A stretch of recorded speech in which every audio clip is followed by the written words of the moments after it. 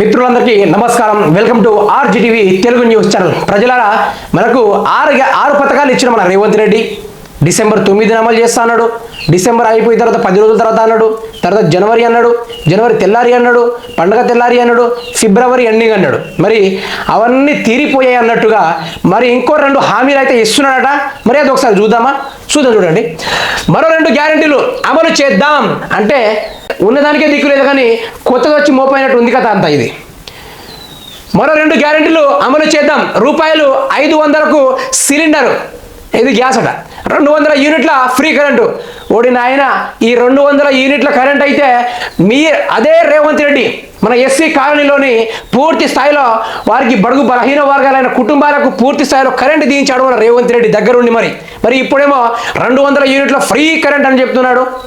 చాలామంది పల్లెల్లో కరెంటు బిల్లులు కట్టమని అధికారులు సతాయిస్తున్నారు ప్రజలని. ఇందిరమ్మ ఇండ్లు, వీటిలో 2 అమలుకు రెడీగా ఉండండి అంటే మేమే రెడీగా ఉండాలా? ప్రభుత్వం కాదట.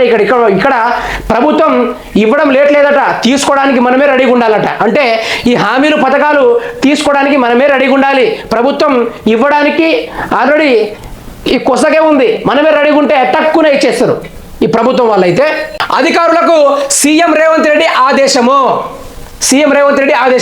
బడ్జెట్లోని నిధులు కేటాయింపు, అర్హులైన వారికి నష్టం జరగొద్దు, లేనిపోని రూల్స్ పెట్టి జనాన్ని ఇబ్బంది పెట్టొద్దు, గ్యారెంటీలకు దరఖాస్తులు నిరంతర ప్రక్రియ, తప్పుగా వచ్చిన అప్లికేషన్లను ఫీల్డ్ లెవెల్లో రివెరిఫికేషన్ చేయాలని సూచన. మరి రేవంత్ రెడ్డి గారు అదే అప్లికేషన్లు హైదరాబాద్ హైవేల మీద మీరైతే కిలో లెక్కన అందరికీ అమ్మి పంచడం జరిగింది. మరి ఇప్పుడు మళ్ళీ ఏ పథకాలకి అప్లై చేసుకోవాలండి? అర్హులైన వారికేనట. మరి అర్హులైన వారితో మీరెందుకు ఓటు వేయించుకోలేదు? మీరే చెప్పండి రేవంత్ రెడ్డి గారు, మీది వాస్తవానికి కరెక్టా?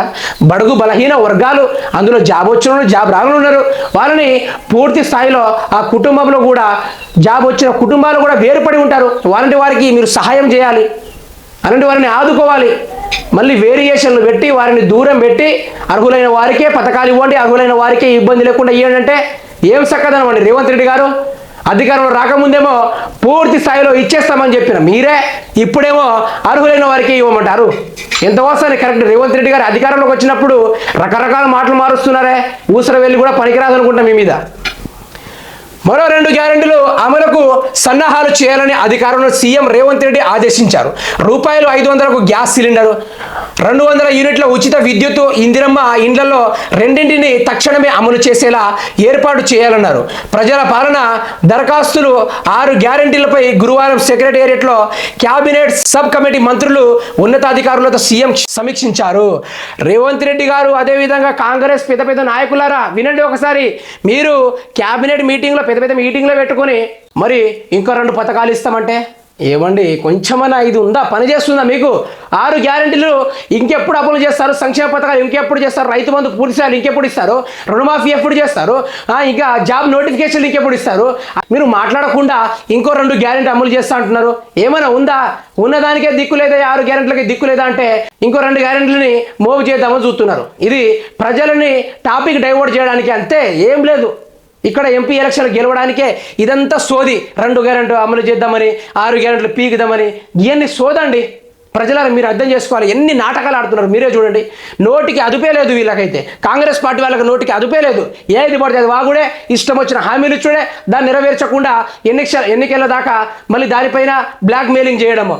మీరు ఈసారి అధికారంలోకి ఎంపీ ఎలక్షన్లో గెలిపిస్తేనే మీకు పూర్తి స్థాయిలో హామీలు అమలవుతాయని సిగ్గుండాలి కొంచెమైనా. అసలు ప్రజలకు ఇచ్చిన మాట ప్రకారం 6 గ్యారెంటీల్లో మరో 2 గ్యారెంటీలను వెంటనే అమలు చేద్దామని ఆయన అన్నారు. వీటిని అవసరమైన కార్యాచరణ ప్రణాళికతో రెడీగా ఉండాలని అధికారులకు సూచించారు. ఒక్కో స్కీమ్ అమలుకు ఎంత ఖర్చు అవుతుంది, ఎంతమందికి లబ్ధి కలుగుతుందనే వివరాలు అడిగి తెలుసుకున్నారు. ఈ బడ్జెట్లోనే వాటికి అవసరమైన నిధులు కేటాయించాలని ఆర్థిక శాఖ సీఎం సూచించారు. రేవంత్ రెడ్డి గారు ఇప్పుడు పథకాలు పూర్తి స్థాయిలో అమలు చేస్తా అన్నారు 100 రోజుల దాకా. అది చూస్తాం, మీరు ఒక్కొక్కటి చేర్చుకుంటూ వస్తున్నారు, కరెక్టే. మరి మరో 2 గ్యారెంటీలు అమలు చేద్దామని ఈ దేనికండి వేయడము? ప్రజలకు టకటక ఇచ్చేయాలి. ప్రకటన దేనికోసము?